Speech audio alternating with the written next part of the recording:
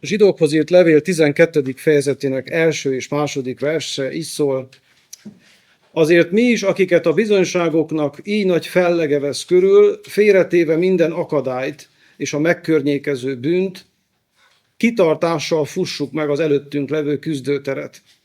Nézzünk a hit elkezdőjére és bevégzőjére, Jézusra, aki az előtte levő örömért, a gyalázattal nem törődve elszenvedte a keresztet, és Isten trónjának a jobbjára ült.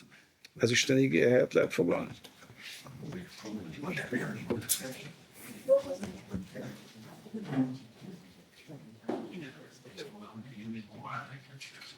Testvérek, a Szentírás legalább kétféleképpen beszél a keresztény életről. Az egyikben egy picit passzívabban van jelen, értsétek jól, a hívő ember, a másikban egy kicsit aktívabban van jelen. Ugye vannak azok az igék, és van az a része a keresztény életünknek, amely a megnyugvást, az Istenben való megpihenést hangsúlyozza és jelenti. Azt mondja Jézus: jöjjetek én hozzám mindnyájan, akik megfáradtatok, és meg vagytok terhelve, és én megnyugvást adok nektek. Tehát nem megszerzitek, nem kiharcoljátok, nem dolgoztok érte, hanem én ingyen kegyelemből megnyugvást adok számotokra. Filippi 4-ben ezt mondja Pál: semmi miatt ne aggódjatok, hanem imádságban és könyörgésben mindenkor hálaadással tárjátok fel kéréseiteket Isten előtt. Ebben nyilván van valamiféle aktív szerepünk, hogy tárjuk fel a mi kéréseinket hálaadással, de ami azután jön, és Isten békessége, amely minden értelmet felülhalad, meg fogja őrizni szíveteket és a gondolataitokat a Krisztus Jézusban. Hát itt ebben passzív élvezői vagyunk az Isten áldásának, hogy így mondjam, mert az Isten békessége, és valóban ebben van egy misztikusság.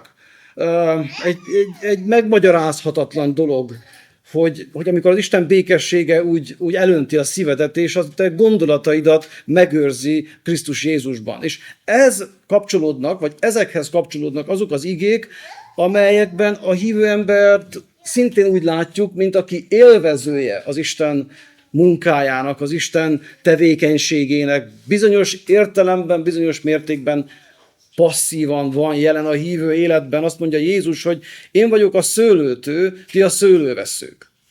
De a szőlővessző rajta van a szőlőtön.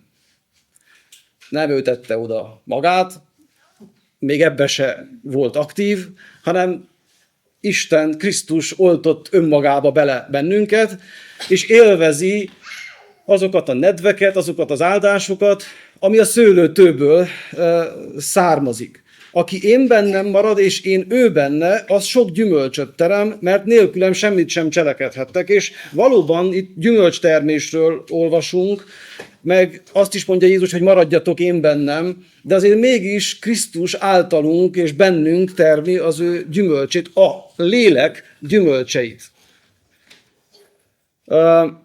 Ugye Pál is egy alkalommal bizonyságot tesz, és azt állítja, hogy élek többé nem én, hanem él bennem a Krisztus.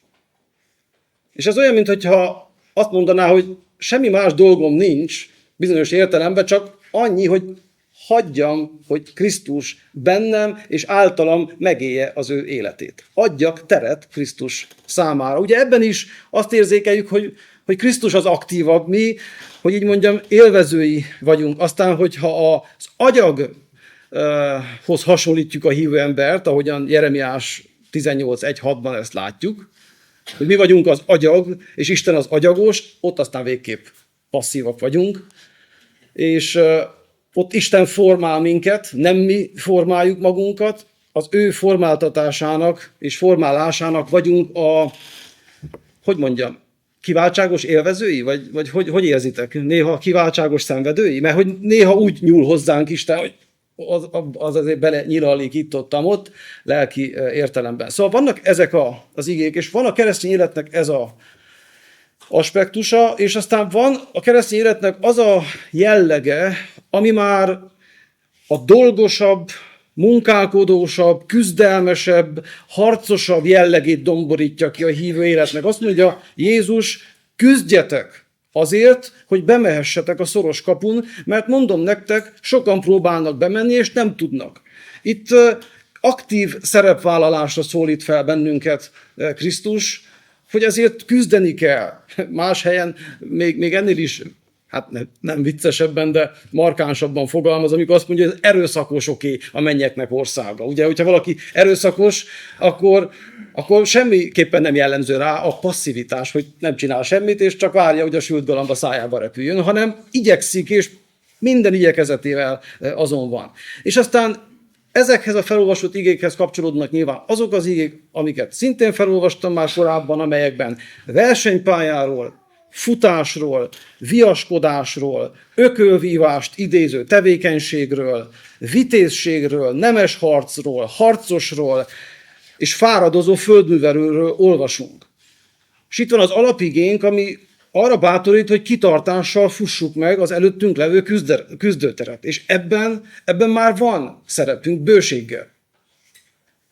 És azt gondolom, hogy hiba lenne azt mondani, hogy a keresztény élet csak arról szól, hogy maradj veszteg. Hogy ne csinálj semmit. Hogy nyugodj meg az Isten munkájában. Van ennek is létjogosultsága. Emlékszünk, Mózes mit mondott az Isten népének, amely ott kétségbeesetten állt a fáraó serege és a Vörös-tenger között. Maradjatok vesztek. Nektek most nem kell csinálni semmit. És csak üljetek be a fotelbe, és nézzétek, ahogyan Isten elrendezi ezt a dolgot. Szóval van ilyen, hogy csak maradj veszteg, és várd az Isten szabadítását. De az is, szóval, hogy hiba volna, ha azt mondanánk, hogy csak erről szól a keresztény élet. De ugyanígy hiba volna, ha azt mondanánk, hogy a keresztény élet csak harcról szól. Csak küzdelemről szól. Csak dolgos hétköznapokról szól. Szóval erről is szól, meg arról is szól. És az is hiba lenne, ha úgy gondolnánk, hogy a keresztény élet eme két jellege úgy valósul meg a gyakorlatban, hogy az egyik nap pihenünk, és a másik nap harcolunk. Az egyik nap megnyugszunk, és a másik napunk pedig küzdelemről szól. Ezek azért így összefonódnak. És az igazság az, hogy a küzdés célja néha az, hogy megnyugodj. A küzdés célja néha az, hogy megnyugodj az Isten akaratában, hogy megnyugodj az Isten gondviselésében, hogy megnyugodj az Isten szeretetében, hogy megnyugodj az Isten ígéretében. Sokszor ezért is küzdenünk kell, hogy ebben megnyugodjunk, és ne a bűn, a pénz, a pozíció, az emberi teljesítmény ígérete csábítson el bennünket. És testvérek, minden küzdésünk, minden futásunk, minden harcunk abból a lelki békéből kell, hogy táplálkozzon, hogy Krisztus megnyerte nekünk ezt a háborút. Hogy folyamatosan munkálkodik bennünk, és be fog vinni minket az ő dicsőségébe. Hogy a keresztény élet melyik aspektusát hangsúlyozzuk egy adott esetben, ez attól függ, hogy a gyülekezet milyen állapotban van, attól függ, hogy a keresztény ember milyen állapotban van. Ha egy hívő ember, vagy egy gyülekezet mondjuk pörgésben van, és az egyik szolgálatból, egyik tevékenységből ugrik át a másikba, lehet, hogy ott azt kéne mondani, hogy kicsit azért állj meg, és azért szállj időt az Istennel való kapcsolat megélésére is, meg mégiscsak van egy mennyei atyád, és Isten egy kapcsolatra hívott el téged, és ne abból próbálj élni, hogy te folyamatosan aktív vagy, és egyiket a másik után csinálod. De ha egy hívő ember, vagy egy gyülekezet lankadt kezekkel, megrodjant térdekkel, közömbös szívvel, meglankadt figyelemmel, hanyag nem törődönséggel csak vonszolja magát, ott meg kell fújni a riadót. És a zsidókhoz írt levél egy riadó. A trombitát a szájához emeli a zsidókhoz írt levél szerzője, és megfújja a trombitát, és azt mondja, hogy ébresztő gyerekek, mert alusztok. Ez a gyülekezet nem volt jó állapotban. Elsodródás veszélyéről, meglankadt figyelemről, lelki lustaságról, hanyagságról, közönyről, lankadt kezekről, megrodjant térdekről olvasunk, és olyan felszólítások hangoznak el, hogy figyeljetek, sokszor egyébként ezek a felszólítások, vigyázzatok, incsétek egymást, ne keményítsétek meg a szíveteket. Egy fejezeten belül egyébként 3-szor fordul elő ez a ne keményítsétek meg a szíveteket, azt hiszem a 6. fejezetben. Ne dobjátok el bizalmatokat, ne hátráljatok meg, tartsatok ki, ez egy megfáradt gyülekezet. Egy meglankadt gyülekezet, amire a sodródás és a csüggedés és a lelki közömbösség jellemző. Most ezt nem azért mondtam el, hogy a mi gyülekezetünkre is ugyanez jellemző, de azt nyilván megvizsgálhatjuk a mi életünket elsősorban, a mi személyes életünket, hogy milyen állapotban vagyunk. Hogy nyomjuk a gázt 1000-rel, vagy kivettük sebességből, és csak üresen gurulunk. És aztán majd csak elgurulgatunk valameddig. Motiváltnak érezzük magunkat?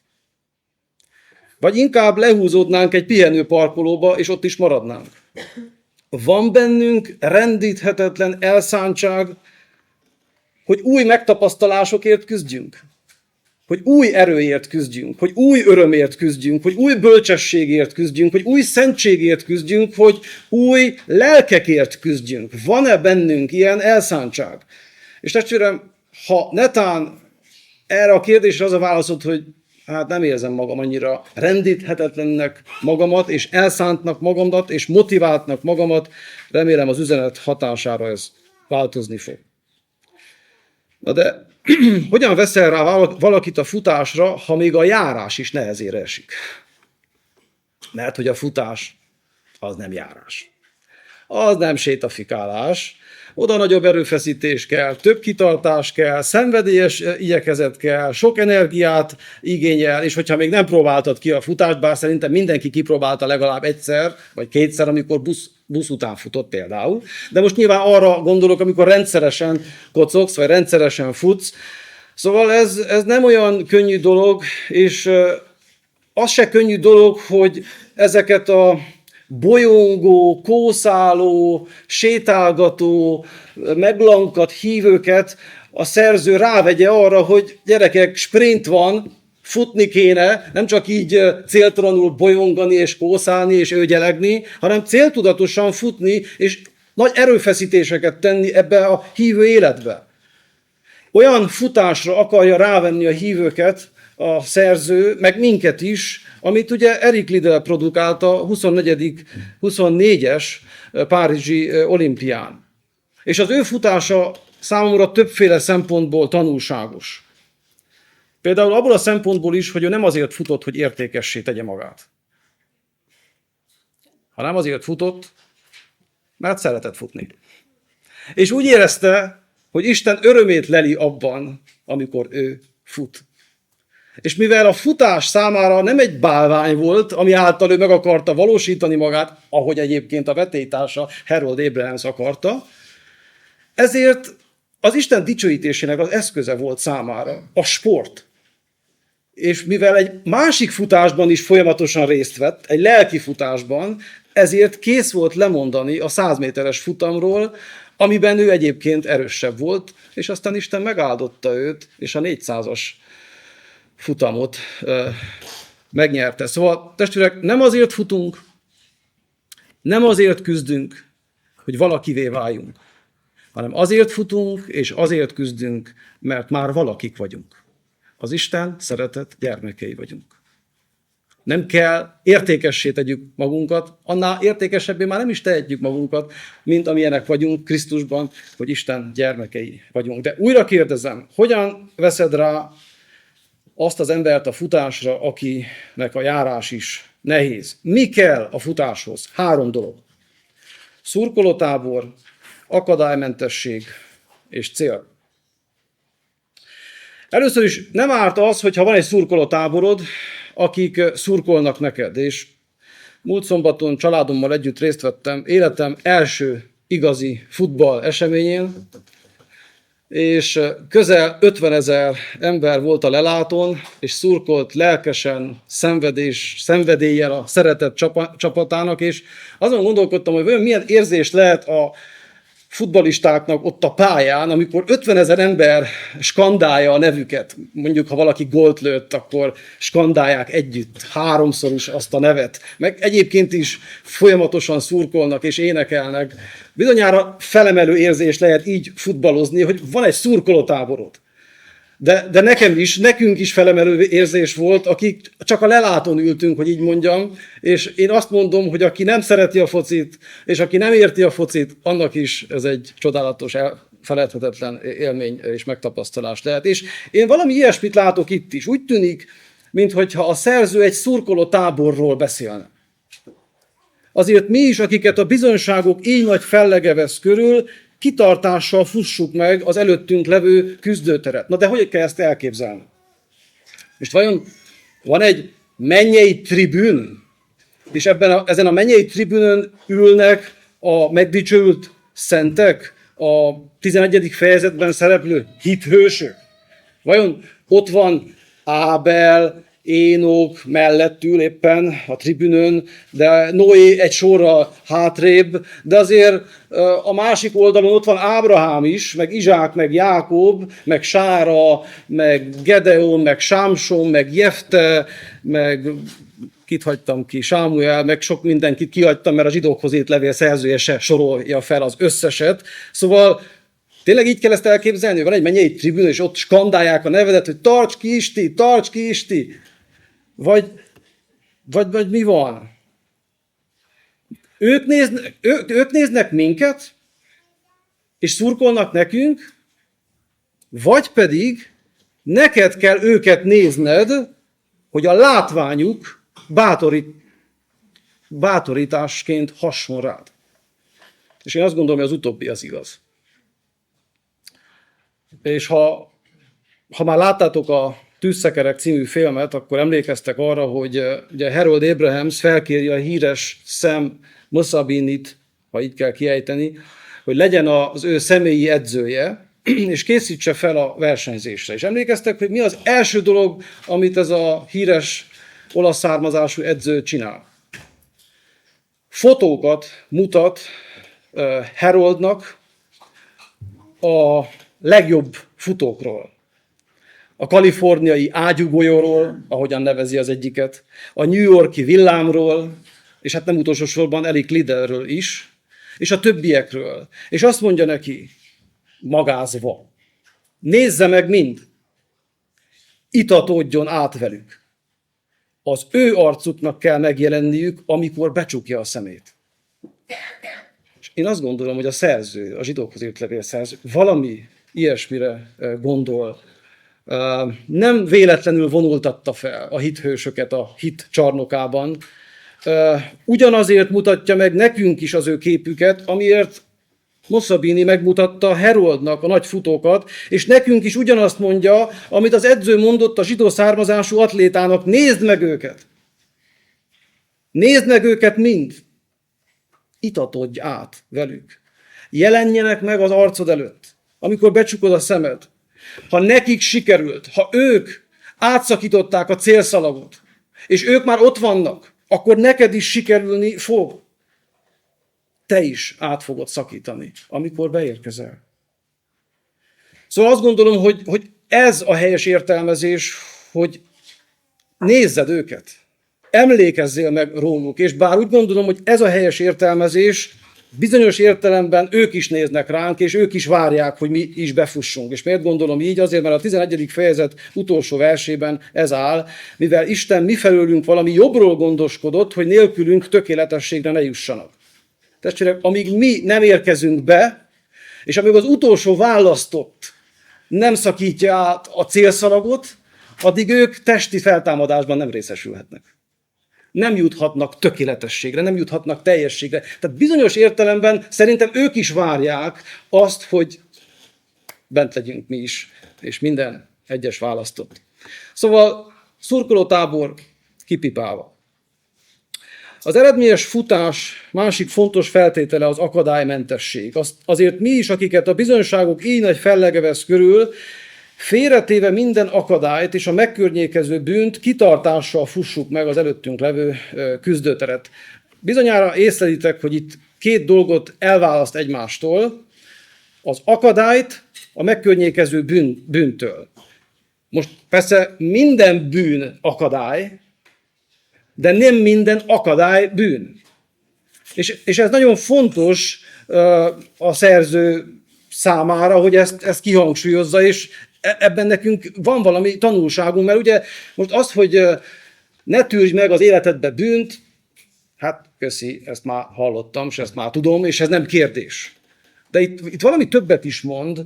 Azt mondja, hogy olyan dolgokat is dobj ki az életedből, a hajódból, hogy így mondjam, ami nehezíti a haladásodat, ami akadályoz téged. És hogyha életedben akár csak egyszer futottál, már biztos vagyok benne, hogy nem nagy kabátba indultál elfutni. És ez egyébként akár milyen évszakban vagy igaz, hogy ne nagy kabátba menj el futni. Attól, hogy télen futsz, attól még ne nagy kabátba menj el futni, mert nem fogod kibírni. Egyszerűen folyni fog rólad az izzadság, és akadályozni fog. Nem érzed magad komfortosan.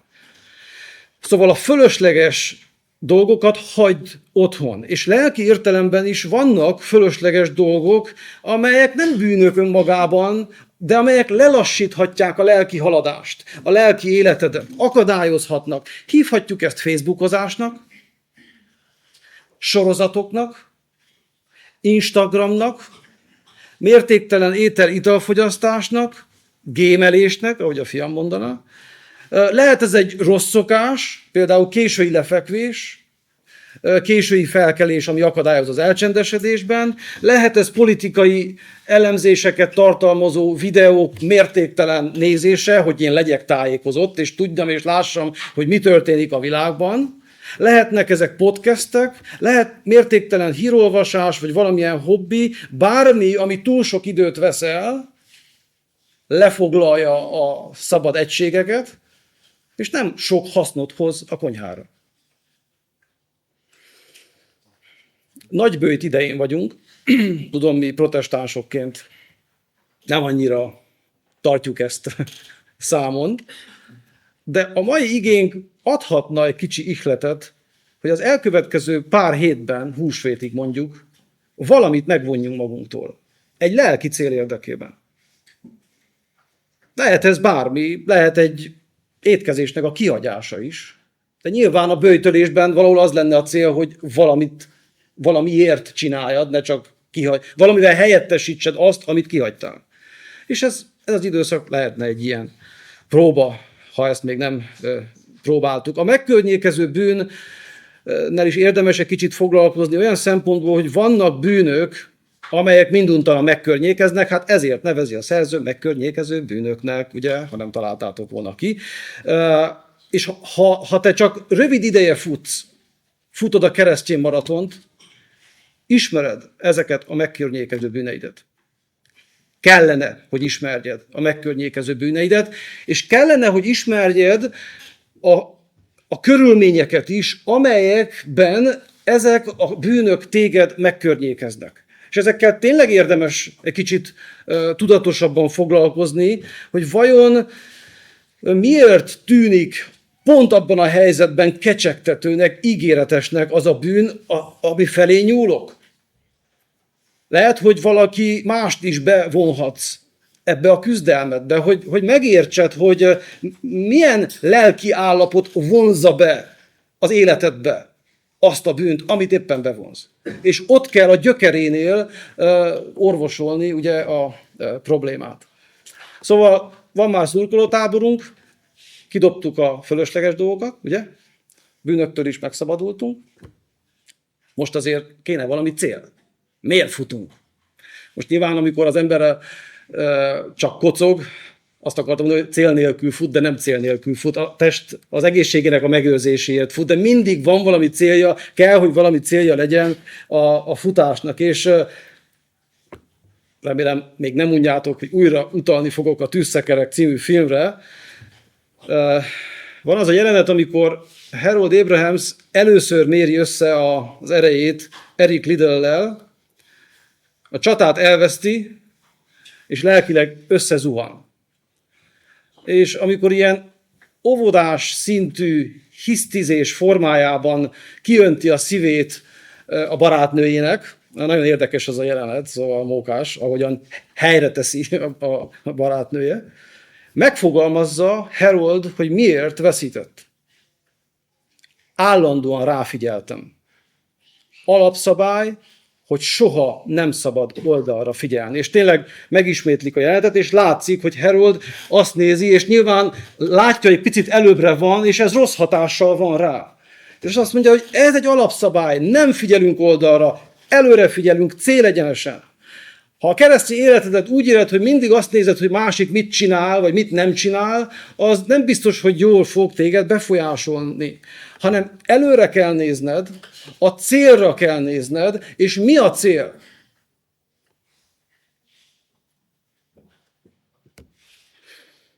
Mi a cél?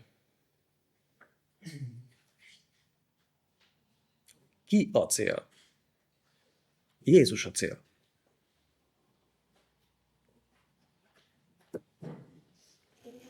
Jézus, aki a hit elkezdője és bevégzője. Aki az előtte levő örömért, és nem öröm helyett szerintem, a gyalázattal nem törődve elszenvedte a keresztet, és Isten trónjának a jobbjára ült. Jézus a hit futásának elkezdője és bevégzője. Ha csak egyiket mondaná, az még nem lenne elég bátorító. Érted? Mert valamit el lehet kezdeni, de nem abban van sokszor a nagy kunst, hogy elkezdjél valamit, tudjuk jól, egy jó szokásnak a kialakítását, hanem kitartsál benne. De hogy nem csak elkezdője Jézus, ami azt is jelenti, hogy megfutotta előtted a pályát. Tehát van egy kitaposott, elkészített pálya számodra. Nem neked kell először ezt a pályát, hogy így mondjam, betörni, hanem ezt Krisztus megtette, érted, és egy kicsit helyetted is, és ő ennek a futásnak a bevégzője, és mivel elkezdte és befejezte, vele és általa te is befejezheted, és be fogod fejezni, csak nézz rá. Ahogyan a többi hithősre nézel, de még jobban nézz Jézusra. Hogy futott Jézus? Hova szegezte a tekintetét? Mire nézett? A célra nézett ő is. Mi volt a cél? Te voltál a cél. A te megváltásod volt a cél. A te megváltásod öröme adta számára az üzemanyagot. Hogy fusson, hogy vállalja a keresztet is, hogy vállalja az Isten haragját, a pokol kínjait. Mert ott volt előtte az öröm, ami akkor lesz, amikor a megváltásod készen van, amikor tiszta leszel, mint a hó, amikor minden adósságodat kifizette, amikor tökéletes igazságot szerzett neked, amikor már semmilyen vád, semmilyen kárhoztatás nem állhat meg veled szembe. Ez az öröm motiválta Jézust. Ez vitte tovább. Az, hogy egyszer majd, amikor átszakítod a célszalagot, akkor átölel téged, úgy, mint testvérét, és úgy, mint barátját, és örökké elszakíthatatlanul vele leszel. Szóval emlékezz azokra, akiket már Jézus befogadott, akik már átszakították a célszalagot. Dob félre mindent, ami gátol a lelki életedben, és nézz Jézusra, aki bevállalta a keresztet, mert meg akart menteni téged. Motiváljon téged is. Az az öröm, hogy hited futópályája végén Jézus fog várni. Testvérek, elfáradnak az ifjak, és meglankadnak, megtántorodnak a legkülönbek is. De akik az Úrban bíznak, azoknak ereje megújul, szállnak elnek, mint a sasok, futnak, és nem lankadnak meg, járnak, és nem fáradnak el.